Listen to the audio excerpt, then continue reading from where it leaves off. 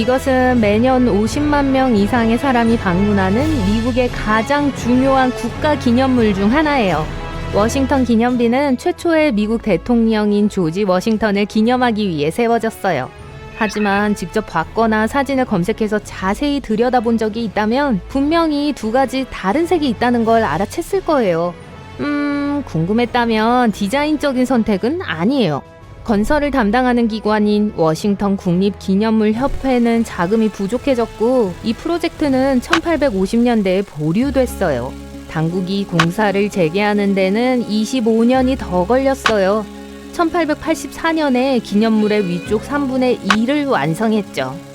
분명 다른 곳에서 갖고 온 대리석을 사용했고 시간이 흐른 후 이 물질들이 미래에 어떻게 될지 상상하는 건 어려웠죠. 이 두 부분은 처음에는 아주 비슷하게 보였어요. 하지만 시간이 지나면서 대부분 바람, 비, 그리고 침식으로 인해 결국 다른 색조를 띠게 되었습니다. 심지어 아주 세심한 주의를 기울일 때만 눈에 띄는 대리석의 세 번째 부분도 있어요. 건설업자들은 처음에 매사추세츠 주에 있는 대리석 공급업자에게 갔지만 색깔이 일치하지 않는다는 걸 금방 깨달았어요. 다른 공급업체로 바꿔야 했는데 이 실수로 대리석에 세 번째 음영이 생겼어요. 앞에 가야만 눈에 띄기 때문에 대부분은 이 기념비에 두 가지 색이 있다고 생각했어요. 건설자들은 이 차이를 꽤 빨리 알아냈고 처음 것과 비슷한 대리석의 종류를 발견했어요. 하지만 이 새로운 재료도 결국 대부분의 날씨 조건 때문에 다른 색으로 변했어요. 여러분은 다음 여행지를 찾기 위해 핀터레스트나 인스타그램으로 자유시간을 보내는 걸 좋아하는 사람인가요? 그렇다면 칭퀸테레라는 작은 이탈리아 마을을 놓치지 않으셨겠군요. 사진작가들과 세계 관광 여행자들 사이에서 이곳이 그렇게 인기 있는 이유는 밝게 칠해진 건물들이 수정처럼 투명한 바닷물과 멋진 대조를 이루고 있기 때문이에요. 집들은 녹색에서 노란색 또는 심지어 밝은 분홍색까지 다양한 색이 있어요.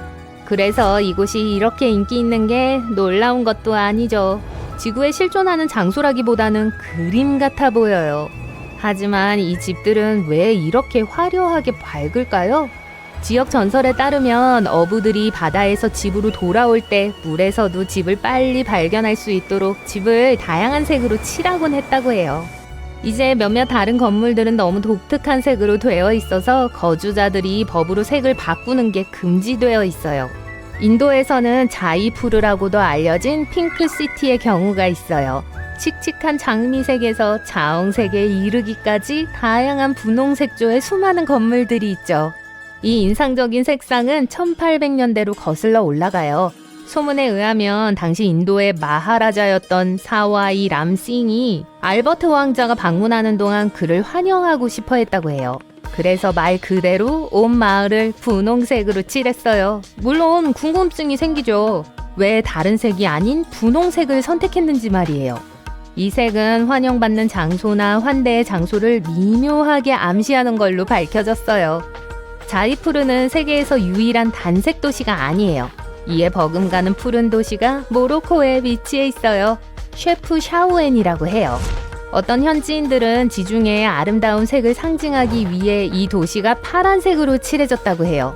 다른 사람들은 집을 파란색으로 칠하면 더울 때 시원하게 해준다고 생각해요.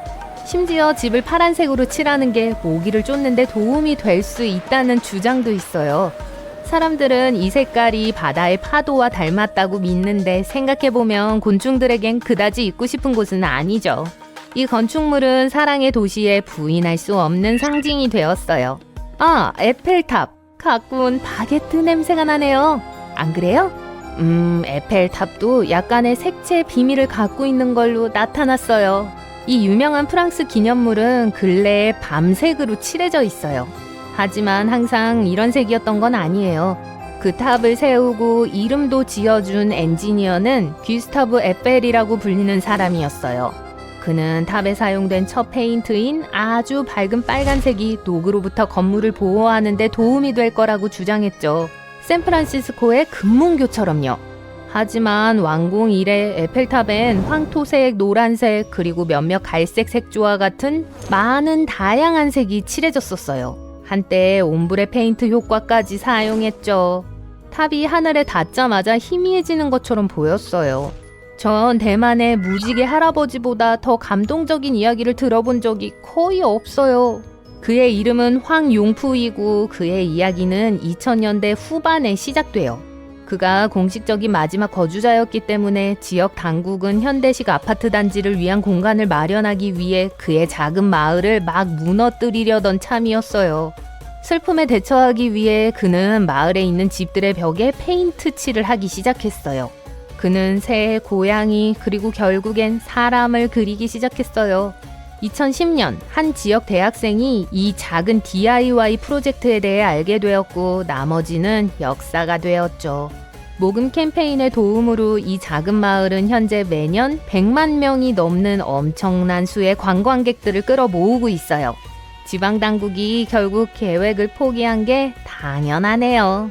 아름다운 디자인에 대해 이야기하니까 말인데 실제로 거대한 책장처럼 보이는 도서관이 있어요. 아니요, 이건 환타지 영화의 한 장면이 아니에요. 누군가가 실제로 이걸 지었어요. 캔자스 시립 공공도서관의 정면 중 하나는 책꽂이에 늘어선 평범한 책 줄처럼 보여요.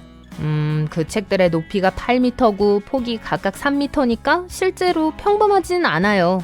이걸 확인하기 위해 책벌레가 될 필요는 없어요. 세계에서 가장 큰 바구니는 뚱냥이를 위한 게 아니라 사실은 건물이에요. 네, 저기에 사실 바구니처럼 생긴 건물이 있어요. 오하이오주 뉴워크에서 찾을 수 있어요. 처음에는 수공예 나무 바구니 생산업체인 미국의 롱가 버거사의 본사 역할을 하기 위해 지어졌었어요. 또한 전문가들 사이에서 모방 건축으로 가장 잘 알려진 사례 중 하나로 유명해요. 그건 건물이 그들의 기능이나 목적을 모방하도록 지어진 시기의 디자인 유형이에요. 건물은 16,700평방미터를 차지해요. 짓는데 약 385억 원이 들었고 1997년에 완공되었어요. 7층에 중앙 아트리움이 있고 또 자연광이 안으로 들어올 수 있게 유리 천장이 있어요. 이 거대한 바구니는 2개의 강철 손잡이로 덮여 있어요. 여기엔 얼지 않도록 하는 발열체가 갖추어져 있어요. 또 이건 바로 아래에 위치한 유리 아트리움을 겨울 동안 떨어질지도 모르는 얼음으로부터 보호해줘요. 독일 다름슈타트에는 1990년대에 지어진 주거용 건물 단지가 있어요. 발트슈피랄레라는 이곳은 멋진 디자인과 함께 이를 뒷받침하는 흥미로운 스토리를 갖고 있어요. 이름은 문자 그대로 숲의 소용돌이로 번역돼요. 이것은 지붕이 녹색이라는 사실과 함께 건물의 계획을 의미할 수 있어요. 하지만 단순히 색깔만 그런 게 아니에요. 이 소용돌이 치는 건물에는 단풍나무와 라임나무가 있는 지붕에 잎이 떡 벌어지는 숲이 있어요. 이 독특한 건축물은 2000년에 완성되었어요. 105개의 아파트와 100개 이상의 창문이 있는데 각각 특정한 모양과 크기를 갖고 있어요. 가장 높은 곳인 12층 건물에는 카페와 바도 있어요. 또 다른 흥미로운 특징이요. 공사의 모든 모서리가 다듬어져 있어요. 만약 여러분이 네덜란드의 로테르담 시를 방문한다면 큐브집을 놓치지 마세요. 이 독특한 건물들은 도심과 로테르담 블라크 지하철역 근처에 있는 보도교 위인 지상에 있어요. 20세기에 로테르담시가 파손되었어요. 그래서 나중에 새로운 최첨단 건축 양식 설계에 초점을 맞추게 되었죠. 네덜란드 건축가 피트 블룸은 보행자들을 위한 공간을 지상에 남겨두는 기능적인 주택 설계를 시작했어요. 그는 숲과 나무와 같은 단순한 요소들로 이 집에 대한 아이디어를 얻었어요. 각 집은 콘크리트로 만들어졌고 나무줄기처럼 보이도록 디자인된 육각형 기둥 위에 놓여 있어요. 이 각각의 기둥에는 잘 정돈된 생활 공간으로 이어지는 계단이 있어요. 동화에서 막 나온 것 같아 보이는 집의 또 다른 예는 노틸러스 하우스예요. 멕시코시티 근처에 위치해 있어요. 조개 껍데기 같은 모양으로 이것은 바이오 아키텍처의 초기 표현 중 하나예요. 이 독특한 디자인의 배후에 있는 사람은 하비에르 세노사인이에요. 그는 가우디와 프랭크 로이드 라이트의 작품에서 영감을 받았어요. 바이오 아키텍처의 개념은 건물들이 자연에서 발견되는 구조물을 기반으로 건설되어야 한다는 거예요. 또 사람들에게 그들의 지역 역사와 전통을 상기시켜 주어야 하죠. 건축업자들에 따르면 노틸러스 하우스에는 저장 공간이 많지 않다고 해요. 하지만 이 구조물은 내진 설계와 유지 보수가 필요 없는 걸로 알려져 있어요. 빌딩을 장식하고 있는 수백 개의 무지개색 스테인드 글라스 창문들은 말할 것도 없죠. 1886년 파리에서 대회가 발표되었습니다. 우승자는 1889년 세계 박람회의 중심 작품을 디자인하고 제작할 수 있는 권리를 갖게 되는 거였죠. 구스타브 에펠의 회사가 제안한 프로젝트는 107개의 다른 프로젝트를 제치고 우승을 차지했습니다. 에펠 회사 건축가들의 첫 번째 프로젝트는 석축 받침대가 있고 기둥 사이에 기념비적인 아치가 있으며 각 층마다 유리벽이 있는 홀이 있고 꼭대기는 전구 모양의 많은 장치를 갖춘 탑이었어요. 하지만 그 프로젝트는 너무 복잡해서 아래쪽 아치만 남기고 모두 변경했습니다. 기반을 완성하는 데 무려 5개월이 걸렸고 18,000개의 금속 조각을 그 위에 조립하는 데에는 21개월이 걸렸어요. 파리를 방문하면 여전히 그것을 보고 모두 셀 수 있습니다. 에펠탑은 오늘날에도 혁명적으로 보이지만 19세기 후반에는 정말 획기적이었습니다. 그리고 많은 사람들이 에펠탑을 비난했고요. 유명한 작가들은 그것을 비극적인 철조 램프, 반쯤 지어진 공장 파이프, 거대한 해골이라고 불렀습니다. 그들의 생각은 틀리지 않았어요. 이 탑은 정말로 인간의 뼈대와 공통점이 있으니까요. 허벅지 뼈에서 영감을 받은 거거든요. 그들이 막 프로젝트를 시작했을 때 에펠의 팀은 심각한 문제에 직면했습니다. 탑은 구성 요소들을 충분히 견딜 수 있을 만큼 튼튼해야 함과 동시에 공기처럼 가벼워야 했습니다. 만약 한 가지라도 실수를 했다면 당시 세계에서 가장 높은 건축물은 그 자체의 무게와 중력과 강한 바람으로 무너졌을 거예요. 그리고 그 당시엔 혁명적이었던 새 건축 재료인 철을 다뤄야 했고요. 비슷한 시기에 해부학자 헤르만 폰 마이어는 허벅지뼈, 즉 대퇴골을 연구하고 있었습니다. 이 뼈는 인체에서 가장 길고 강한 뼈죠. 겉은 강하고 단단하며 속은 스펀지 같습니다. 대나무처럼요. 대나무는 더 작은 관으로 구성된 속이 빈 관이기 때문에 키가 매우 커질 수 있습니다. 대퇴골은 대나무와 마찬가지로 그 내부의 구조 덕분에 하중을 지탱할 수 있는데요. 바로 십자형으로 배열된 뼈 섬유입니다.